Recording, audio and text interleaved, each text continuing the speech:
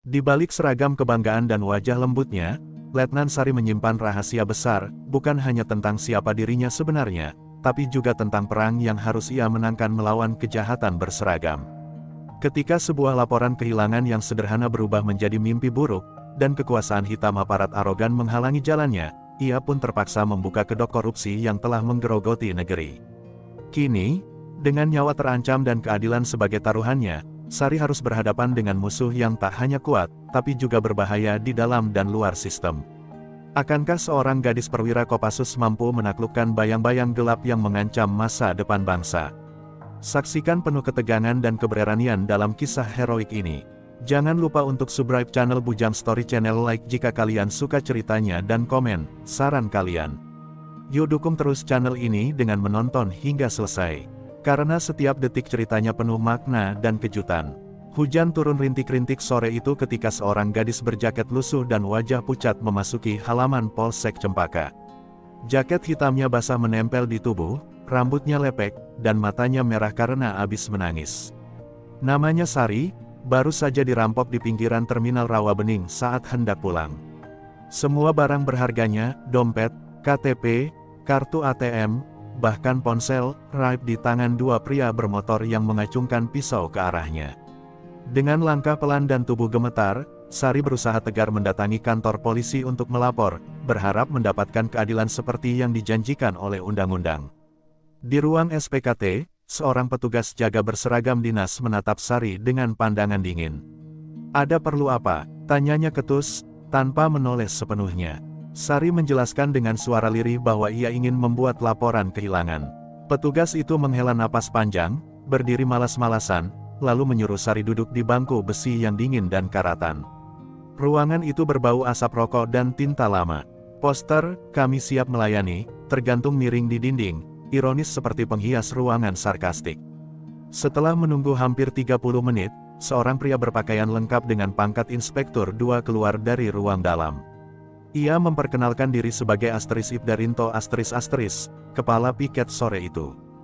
Dengan nada ogah-ogahan, ia meminta Sari menceritakan kronologi. Sari mengulang kisah pahitnya, menahan tangis yang ingin pecah. Namun bukannya simpati, Ibdarinto malah menatapnya curiga. "Kamu yakin gak mabok atau abis dugem? Jangan-jangan pura-pura dirampok?" ujarnya sinis, membuat hati Sari teriris lebih dalam. Sari menatapnya dengan mata berkaca-kaca. "Pak, saya cuma ingin buat laporan kehilangan. KTP saya hilang, ATM, semua lenyap. Saya harus urus administrasi kerja minggu depan," katanya memohon. Rinto mengangguk pelan, lalu mendekat. Dengan suara pelan tapi jelas, ia berkata, "Kalau mau diproses cepat, kamu bayar dulu administrasi. 500.000 cukup." Mata Sari membelalak. "Pak, itu pungli, kan?"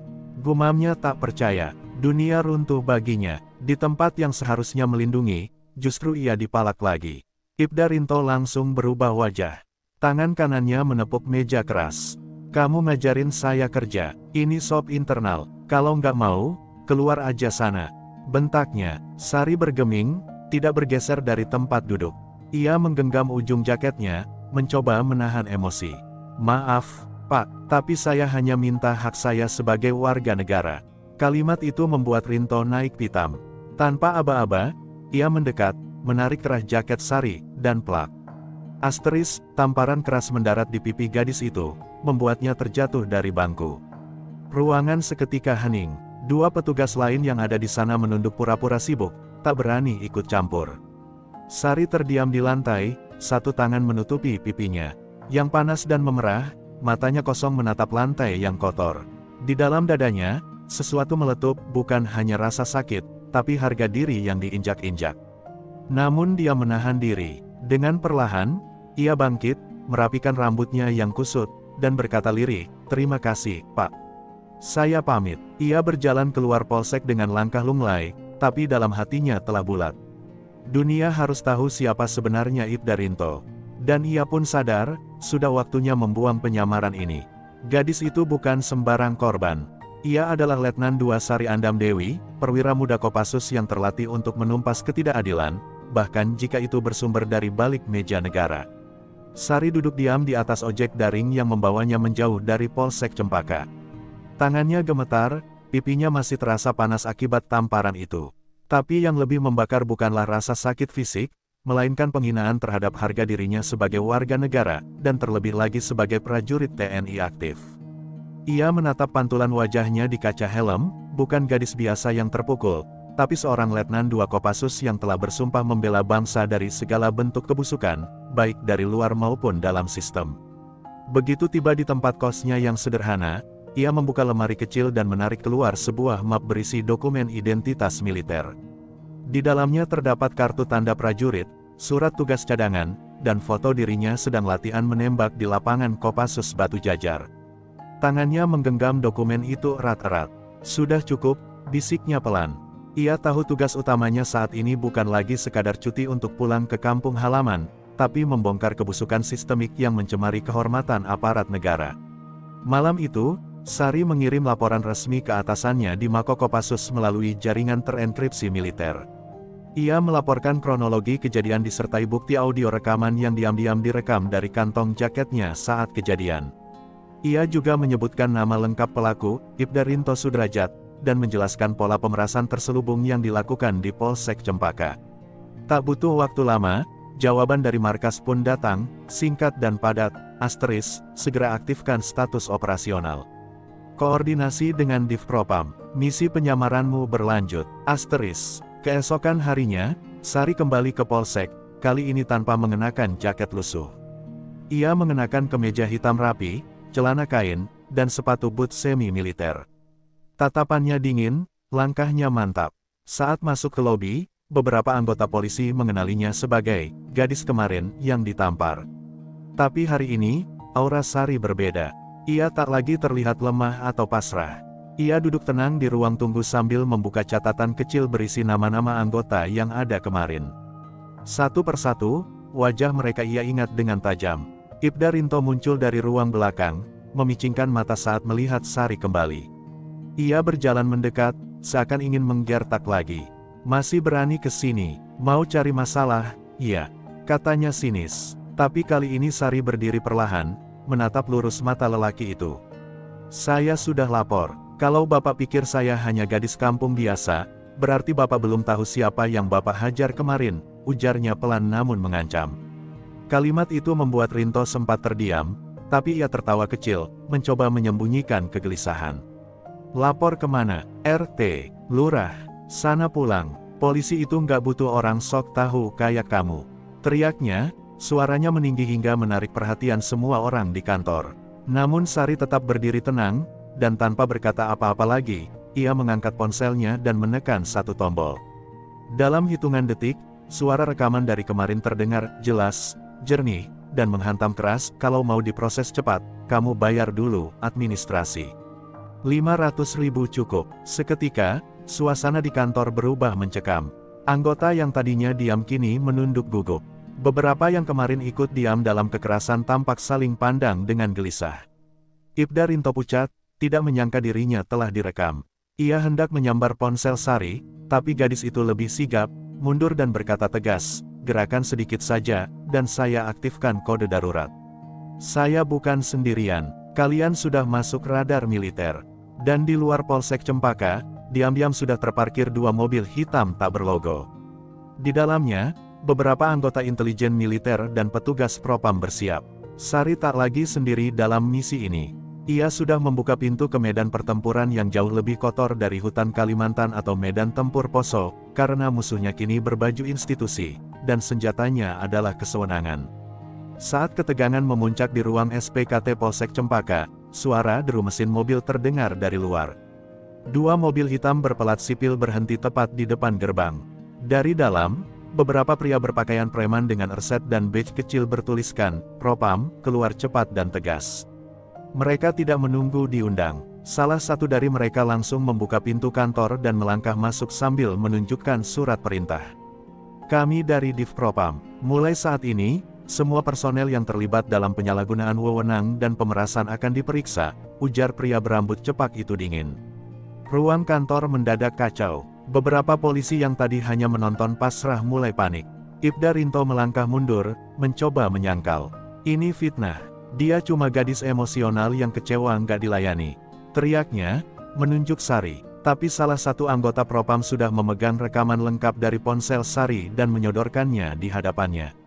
Suara suapan, tamparan, dan hinaan terdengar jelas di speaker. Satu persatu bukti dikonfirmasi, dan tidak butuh waktu lama sebelum Rinto diborgol di tempat, wajahnya menegang, napasnya memburu. Namun tak berhenti di situ. Sari kemudian menunjukkan catatan kecil yang ia tulis semalaman. Nama-nama yang diam saat kejadian, yang melihat tanpa bertindak, juga masuk dalam daftar pelanggaran etik. Mereka membiarkan kekerasan terjadi. Itu kelalaian, ujar Sari lantang. Salah satu anggota Propam mengangguk, memerintahkan untuk memisahkan mereka dari yang tidak terlibat. Polisi-polisi yang semula merasa kebal hukum kini harus duduk tertunduk di pojok ruangan, diam membisu seakan baru menyadari bahwa hari ini bukan hari biasa, hari ini institusi mereka disorot dari dalam. Ibda Rinto, dengan tangan diborgol dan keringat dingin menetes di pelipisnya, menatap Sari dengan mata penuh kebencian. Siapa kamu sebenarnya? Hah? Siapa yang berani pasang kamu jadi umpan? Gumamnya dengan suara nyaris tak terdengar. Sari mendekat perlahan, menatapnya lurus dan tajam, lalu berkata lirih, nama saya Letnan II Sari Andam Dewi. Saya prajurit aktif Kopassus, dan kamu baru saja menamparkan kehormatan seorang tentara.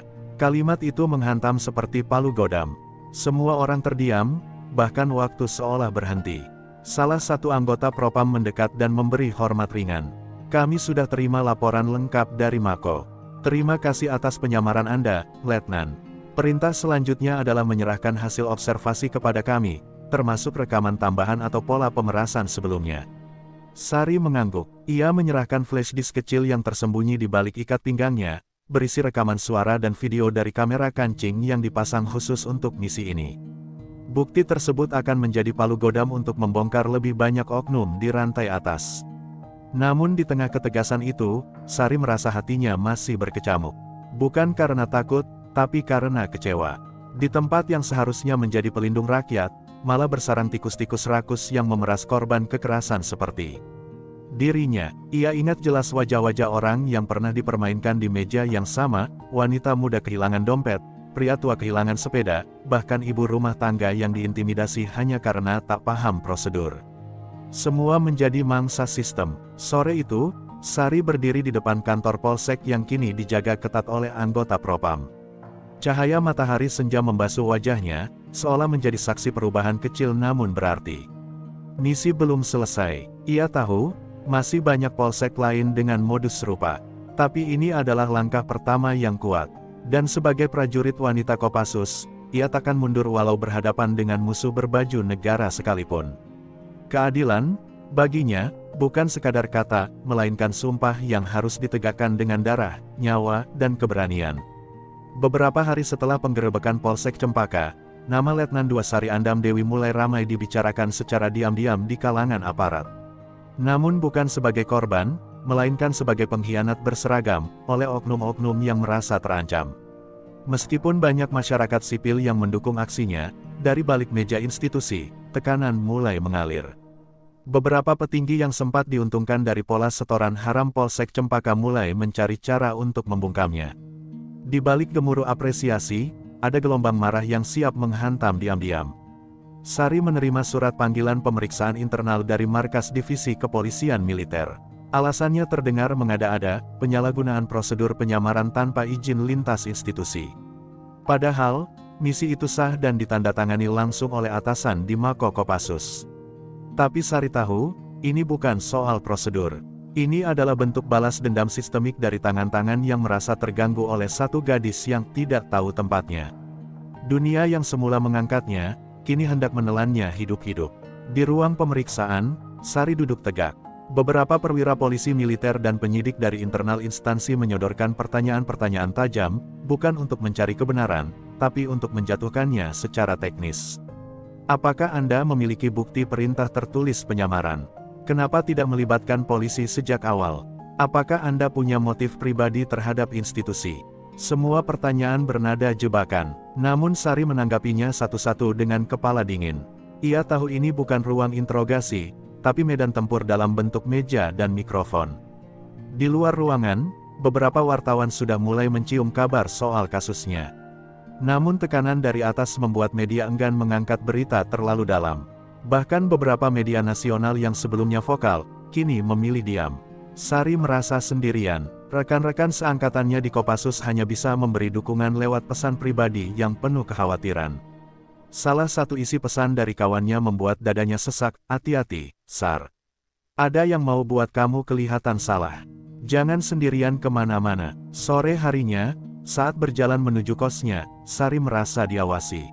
Dua pria berjaket hitam membuntutinya dari kejauhan. Naluri tempurnya langsung aktif. Ia mengambil jalur memutar, melintasi gang sempit, menuruni tangga pasar, dan akhirnya bersembunyi di balik warung kecil. Saat pria-pria itu mulai mendekat, Sari mengaktifkan mode siaga di ponselnya, mengirim sinyal darurat ke Mako. Ia tak gentar jika harus bertarung, tapi ia juga sadar bahwa ini bukan soal kekuatan fisik lagi. Ini adalah permainan licik di balik layar hukum. Malam itu, Sari menatap langit dari atap kosnya. Matanya memerah bukan karena takut, tapi karena kecewa. Institusi yang ia hormati, yang ia bela sejak menempuh pelatihan berat hingga dinyatakan layak menyandang baret merah, kini justru mencoba membungkamnya demi menutupi boroknya sendiri.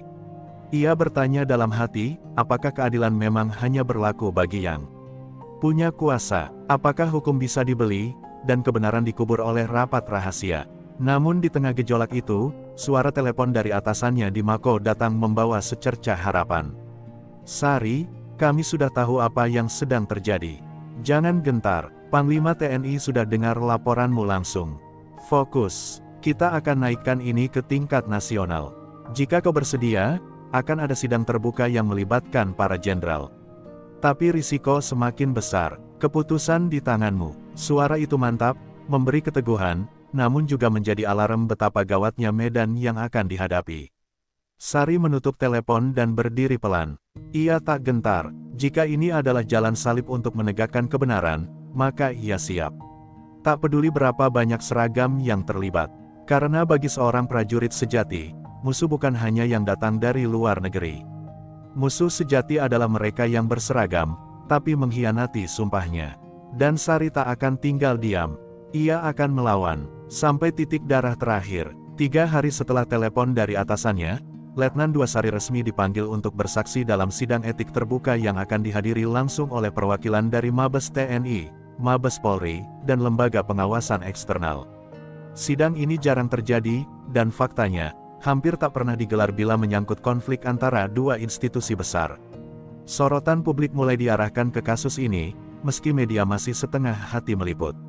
Sari tahu, kini ia bukan sekadar seorang prajurit. Ia adalah simbol bahwa keadilan tak boleh tunduk pada seragam, pangkat, atau kekuasaan. Namun semakin dekat hari persidangan, bayangan-bayangan gelap semakin merapat.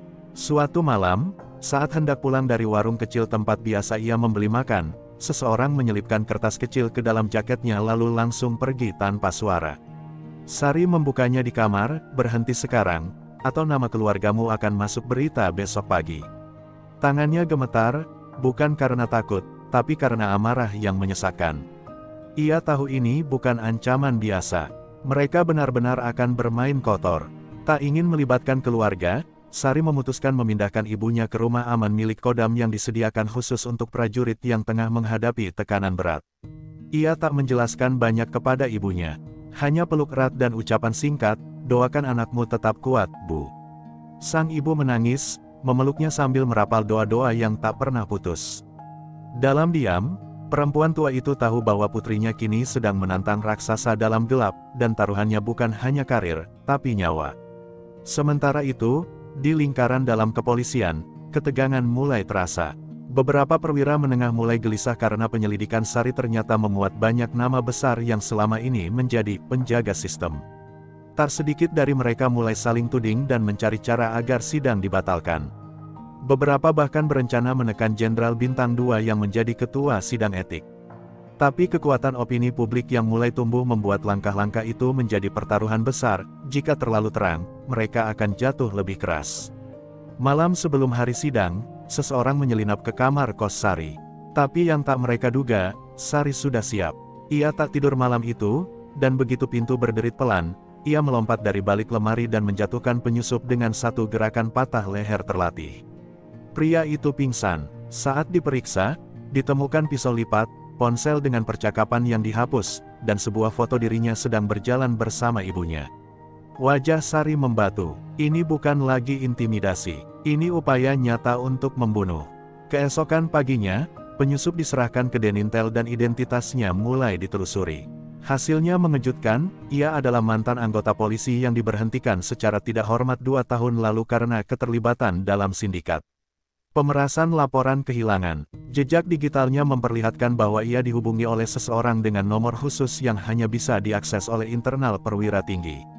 Sari tersenyum miris. Musuhnya bukan cuma oknum. Ini jaringan. Ini akar busuk yang mencengkeram jauh di dalam sistem. Tapi justru karena itu, semangatnya membara. Ia mengenakan seragam lengkap Kopassus pagi itu. Dada tegak, langkah pasti. Saat berdiri di depan ruang sidang, puluhan pasang mata menatapnya. Beberapa dengan kagum, beberapa dengan benci. Tapi tak satu pun bisa mengabaikan keberaniannya. Di tangannya, ia menggenggam dokumen bukti, nama-nama, rekaman suara, hingga kronologi penyamaran. Hari itu, Sari tidak hanya membawa laporan. Ia membawa cahaya untuk menerangi lorong paling gelap dari wajah hukum. Saat masuk ke ruang sidang, sorot lampu kamera mulai mengarah padanya. Meski wajahnya tetap tenang, dalam hatinya Sari tahu, ini bukan tentang membuktikan dirinya benar. Ini tentang membuka mata bangsa, bahwa keadilan tidak boleh dilacurkan. Bahwa seorang prajurit wanita, sekecil apapun langkahnya, bisa menjadi badai yang menumbangkan menara kebusukan. Dan ia siap menanggung semuanya, bahkan jika seluruh dunia mencoba menjatuhkannya. Ruang sidang yang megah di Mabes TNI pagi itu dipenuhi suasana tegang. Para petinggi berseragam lengkap duduk sejajar di kursi kehormatan.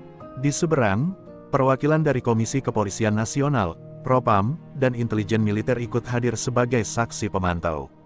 Kamera media diizinkan masuk dengan batasan ketat, sementara pasukan pengamanan berjaga di tiap sudut gedung. Ketika Letnan II Sari Andam Dewi memasuki ruangan, keheningan seketika jatuh. Langkahnya ringan, namun menyimpan ribuan beban yang tak terlihat. Ketua sidang mempersilakan Sari memberikan pernyataan awal. Ia berdiri tegak, memandang satu persatu wajah-wajah di depannya. Dengan suara lantang, ia membuka pengakuannya. Ia menceritakan bagaimana awal mula dirinya datang ke Polsek Cempaka sebagai rakyat biasa, mengalami pemerasan, penghinaan, dan kekerasan, hingga bagaimana ia menyamar dan mengungkap jaringan pemerasan di balik seragam. Suasana mulai bergetar ketika Sari menyebut nama-nama perwira yang terlibat, lengkap dengan waktu, lokasi, dan rekaman digital yang telah diperiksa forensik. Beberapa hadirin mulai berbisik. Di balik kaca one-way mirror, beberapa perwira tinggi saling bertukar pandang. Ada yang wajahnya memucat, ada yang mulai memainkan ujung pena dengan gugup. Tapi semua tahu, apa yang dibawa Sari bukan omong kosong.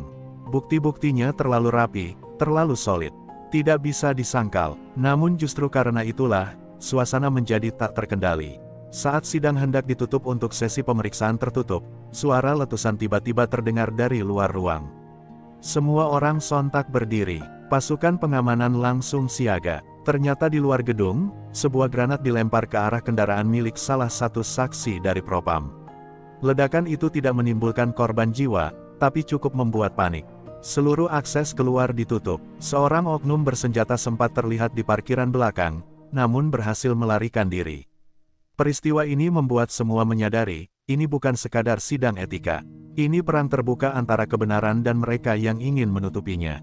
Sari ditarik keluar dari ruang sidang oleh 2 anggota Pas Pampres yang ditugaskan secara khusus. Ia digiring ke ruang perlindungan. Namun saat di koridor sempit menuju ruang aman, seseorang menyamar sebagai petugas dan mencoba menyerangnya dengan jarum suntik. Refleks tempur Sari bekerja cepat, ia menangkis, membanting pelaku, dan menghajar hingga pingsan. Setelah diinterogasi, pelaku mengaku dibayar untuk menghentikan perempuan itu sebelum ia bicara lebih banyak. Kejadian itu membuat sidang ditunda. Sementara, tetapi dampaknya justru berbalik, media mulai memberitakan secara masif. Letnan Kopassus diserang saat ungkap pemerasan polisi, begitu judul utama beberapa media nasional malam itu. Netizen ramai memberikan dukungan. Nama Sari menjadi trending topik. Di Twitter, tagar-tagar "Kami Bersama Sari" menggema ribuan kali. Masyarakat akhirnya mulai sadar bahwa apa yang sedang dibongkar Sari adalah cerminan dari ketidakadilan sistemik yang sudah terlalu lama dibiarkan. Di ruang karantina, Sari termenung sendiri. Tubuhnya masih tegang, luka gores di lengannya belum sempat dibersihkan. Tapi yang lebih menyakitkan bukanlah luka fisik, melainkan kenyataan bahwa institusi yang ia bela mati-matian kini sedang memutar seluruh kekuatannya untuk membungkam satu suara. Ia bertanya pada dirinya sendiri, berapa banyak lagi yang harus jatuh hanya untuk menyuarakan kebenaran. Namun sebelum ia sempat tenggelam dalam lamunan, Ajudan Panglima TNI masuk ke ruangan. Dengan tegas, pria itu berkata, "Panglima ingin bicara empat mata." Beliau sudah tahu semuanya, termasuk siapa dalang utama yang mencoba membunuhmu hari ini. Sari menoleh cepat, matanya menyala. Mungkin, untuk pertama kalinya sejak semua ini dimulai, kebenaran benar-benar akan diberi panggung tertinggi.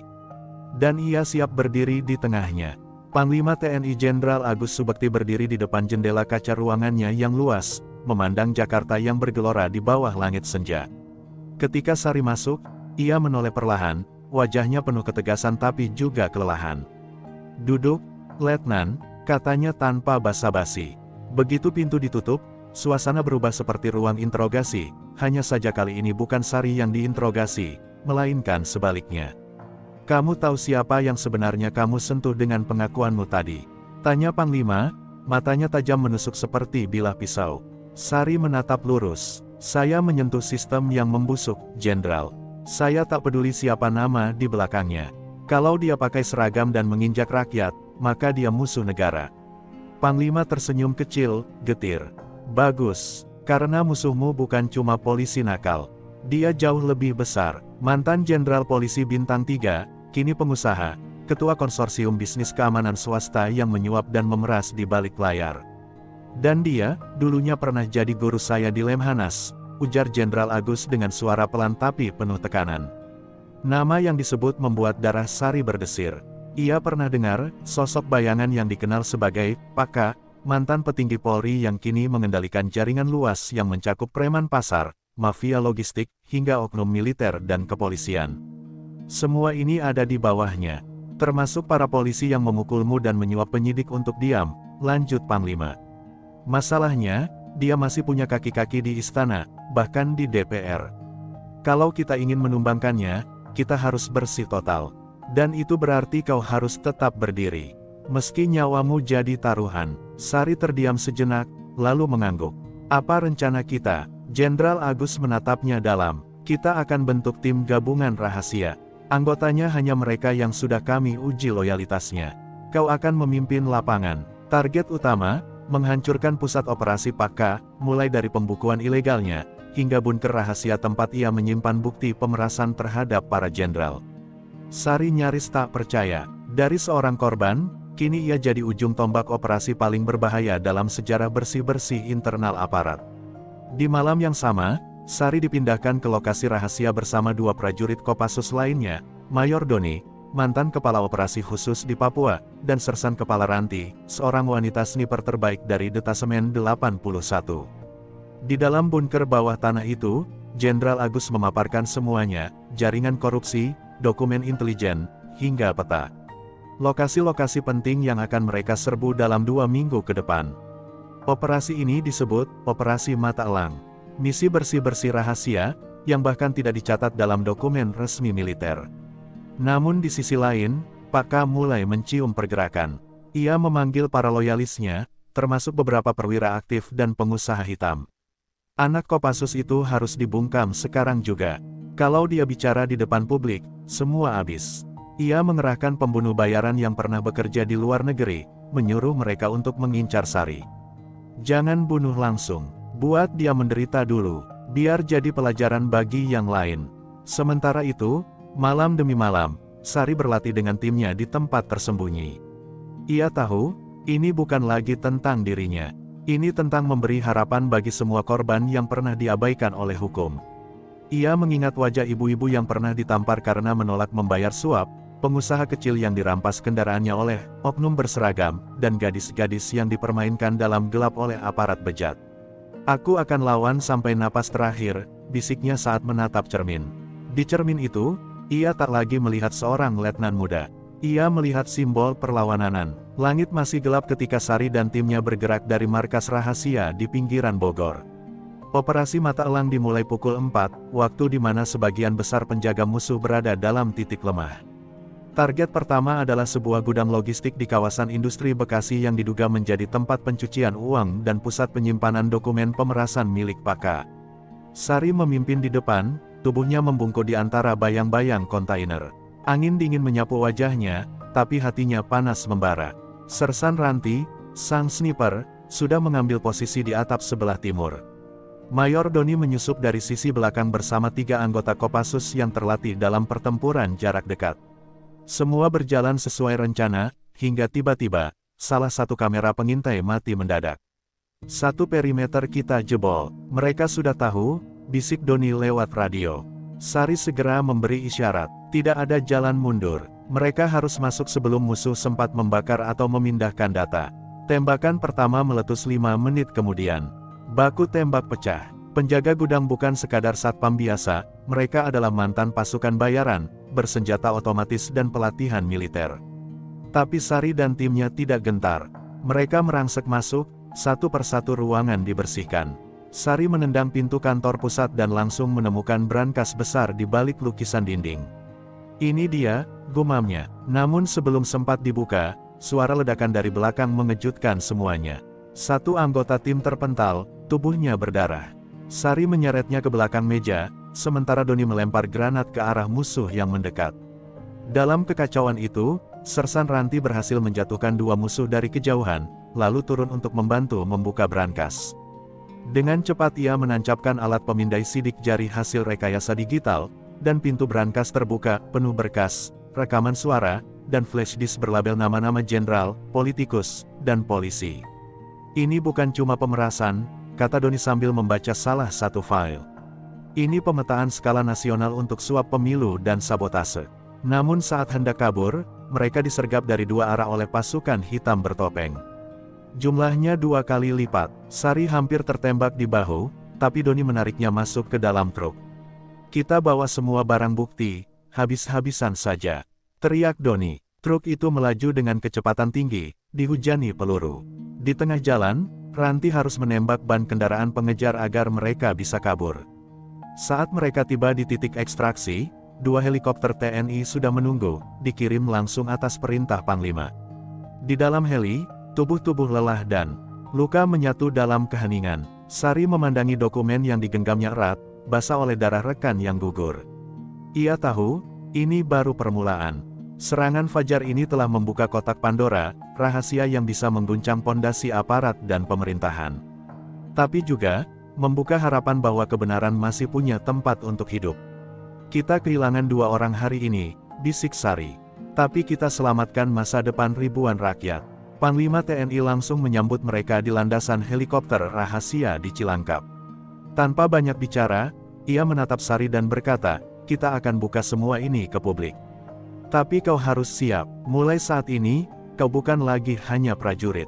Kau adalah simbol pemberontakan terhadap sistem korup." Sari mengangguk pelan, ia tahu hidupnya tak akan pernah sama. Tapi ia tak takut, ia sudah terlalu lama melihat ketidakadilan berjalan dengan dada tegak. Sekarang, waktunya rakyat yang berdiri. Hari itu, langit Jakarta mendung seolah menandai bahwa badai besar akan segera datang. Pukul 10 pagi, Panglima TNI Jenderal Agus Subekti menggelar konferensi pers darurat yang disiarkan langsung oleh semua stasiun televisi nasional. Di belakangnya berdiri Letnan Sari dengan seragam lengkap, tubuh masih memar, tapi tatapan matanya tajam seperti mata elang. Di atas meja terpajang berkas-berkas asli, rekaman suara, dan bukti visual yang mereka dapatkan dari operasi di Bekasi. Dan saat Panglima membuka suara, Indonesia terdiam. "Saudara-saudara sebangsa dan setanah air," ucap Jenderal Agus, suaranya berat menahan emosi, "kami telah menemukan bukti keterlibatan jaringan korupsi aparat yang selama ini menindas rakyat. Bukti-bukti ini kami dapatkan lewat operasi rahasia, dipimpin oleh seorang prajurit wanita yang sebelumnya menjadi korban kebiadaban sistem." Kamera menyorot Sari, tak ada senyum di wajahnya.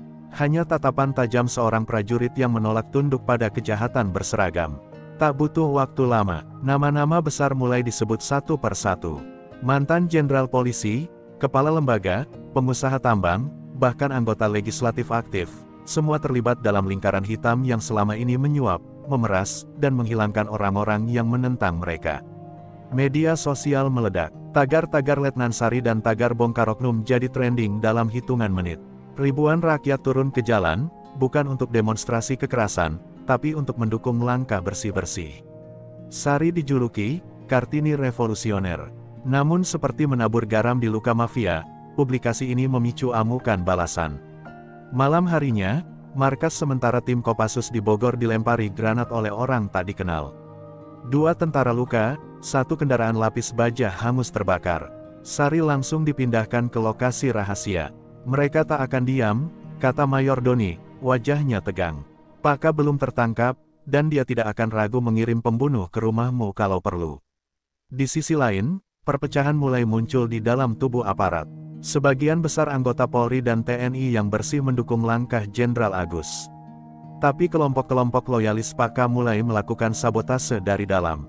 Dokumen penting mulai raib, satu persatu saksi menghilang. Bahkan, seorang anggota tim Sari ditemukan tewas di Sungai Ciliwung dengan luka tusukan di dada, bukan karena musuh, tapi diduga karena pengkhianatan dari orang dalam. Sari menangis diam-diam malam itu. Beban tak hanya di pundaknya, tapi kini juga menoreh luka di hatinya. Pemerintah pusat dibuat genting.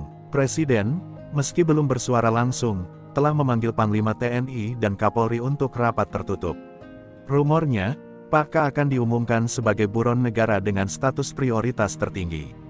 Tapi Sari tahu, menangkapnya bukan perkara mudah. Ia bukan hanya kriminal, ia monster yang dilindungi kekuasaan. Kalau dia jatuh, akan ada banyak elit yang ikut terseret. Mereka akan mati-matian mempertahankan dia, ujar Doni dengan suara pelan. Di balik semua kekacauan itu, Sari duduk sendiri di balkon tempat persembunyiannya. Ia memandangi Jakarta dari kejauhan, lampu-lampu kota yang gemerlap seperti sarkasme terhadap penderitaan rakyat kecil. Ia menarik napas panjang. Aku bukan pahlawan, bisiknya lirih. Aku cuma anak bangsa yang muak melihat keadilan diinjak. Tapi di balik hatinya yang pilu, bara perjuangan terus menyala. Ia tahu, babak terakhir belum tiba. Dan ketika saat itu datang, darah akan bicara lebih keras dari kata-kata. Gelap malam menyelimuti kawasan pegunungan di luar Jakarta, tempat Sari dan timnya bersiap untuk operasi terakhir yang sudah lama dinanti. Informasi intelijen menyebutkan Paka bersembunyi di villa terpencil dengan penjagaan ketat. Sari menatap wajah anggota timnya, Mayor Doni dan Sersan Ranti. Mereka semua tahu, misi ini bukan hanya soal menangkap penjahat besar, tapi tentang membongkar sistem korup yang telah merusak negeri selama bertahun-tahun. Ini akhir dari semua, kata Sari dengan suara berat. Setibanya di lokasi, ketegangan segera memuncak. Pengawalan Paka terdiri dari mantan tentara bayaran dengan persenjataan canggih. Tim Kopassus berusaha menyelinap melalui hutan lebat, memanfaatkan kegelapan dan suara alam sebagai penyamaran. Namun, sebelum sampai ke villa, alarm tiba-tiba berbunyi. Pertarungan brutal pun tak terhindarkan. Peluru berhamburan, suara ledakan menggema di tengah malam yang dingin.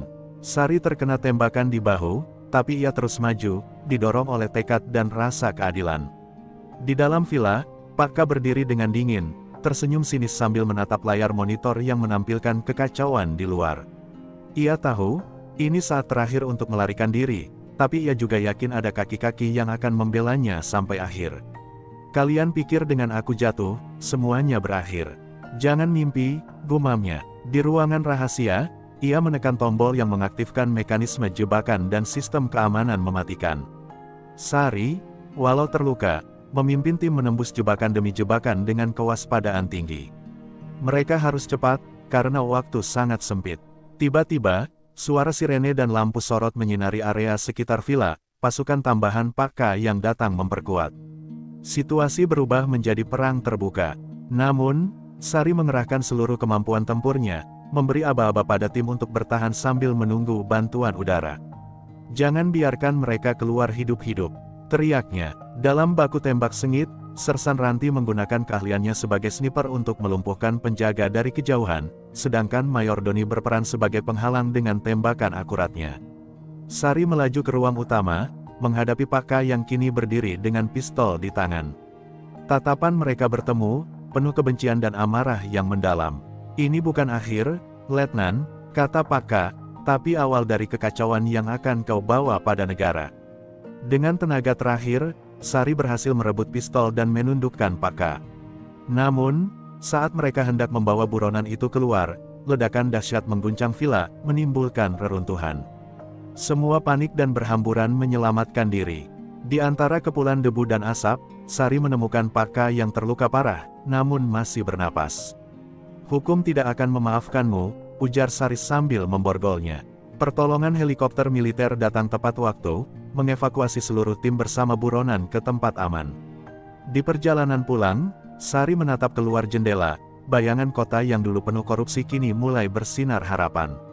Ia tahu perjuangan ini belum selesai sepenuhnya, tapi kali ini mereka telah mengguncang pondasi yang selama ini rapuh. "Untuk keadilan dan rakyat," bisiknya pelan, "aku rela mempertaruhkan semuanya."